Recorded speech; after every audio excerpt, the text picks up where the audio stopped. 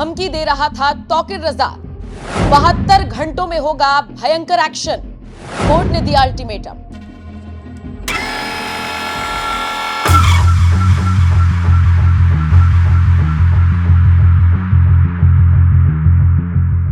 नमस्कार, आप देख रहे हैं एनएमएफ न्यूज और आपके साथ मैं हूं नम्रता चौधरी। मौलाना तौकीर रजा अपने विवादित बयानों की वजह से अक्सर विवादों में ही रहता है। हिंदुओं को कोसना हो, सरकार को गालियां देनी हो, मुस्लिमों के अंदर पनप रहे लावे का जिक्र कर उन्हें ही भड़काना हो, तौकीर रजा के लिए ये सब आम बात है।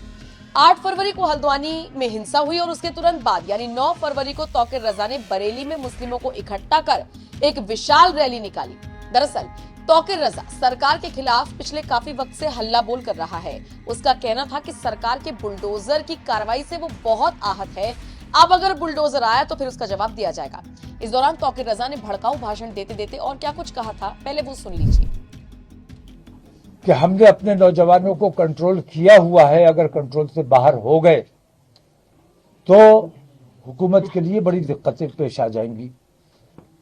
विश्व हिंदू परिषद और बजरंग दल जैसे संगठन हुकूमत की सरपरस्ती में जो बेईमानी कर रहे हैं, हिंदुस्तान की अदलिया हुकूमत के दबाव में जो बेईमानी कर रही है, मैं देख रहा हूं कि हुकूमत भी और अदालतें भी आज कानून के मुताबिक काम नहीं कर रही है, बल्कि अपनी आस्था के मुताबिक काम कर रही है और अपनी आस्था जबरदस्ती मुसलमानों पर थोपने की कोशिश की जा रही है।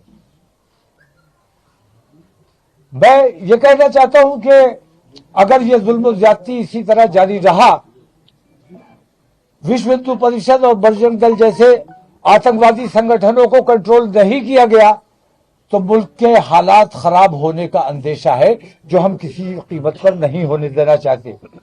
आज अगर हमारे मुल्क में अमन है, शांति है, उसकी वजह सिर्फ ये है कि हमने आज तक उन गुंडों, उन बदमाशों, उन आतंकवादियों का जवाब नहीं दिया है।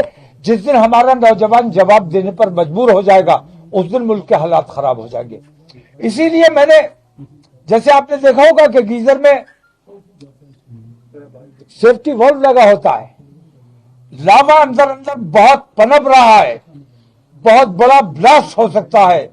मैंने ये छोटा सा काम करके लोगों के जज्बात को कंट्रोल करने की कोशिश की है और सेफ्टी वाल्व का काम किया है। मैंने उस प्रेशर को दूसरे रास्ते से निकाला है ताकि वो जो हमारे शहर का अमन खराब ना हो।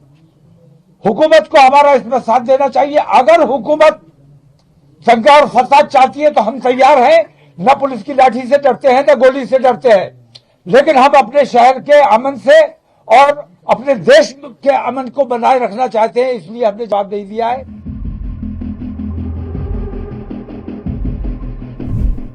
तौकीर रजा ये जहर अब से नहीं उगल रहा, बल्कि पिछले कई सालों से मुस्लिम समुदाय के लोगों के बीच इसी तरीके से जहर घोलता आ रहा है, जिसका उसे बहुत ज्यादा फायदा होता नहीं दिखता, लेकिन हाँ, चुनावों में शायद आमदनी हो जाती होगी।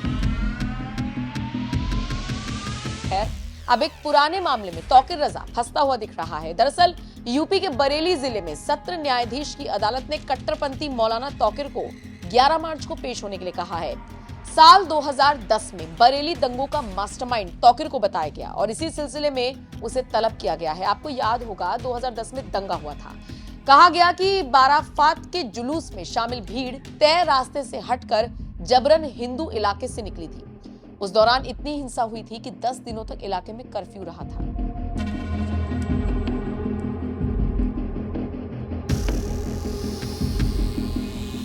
केस की सुनवाई कर रही अदालत ने सबूतों के साथ कहा है कि तौकीर रजा ही इस दंगे को लीड कर रहा था।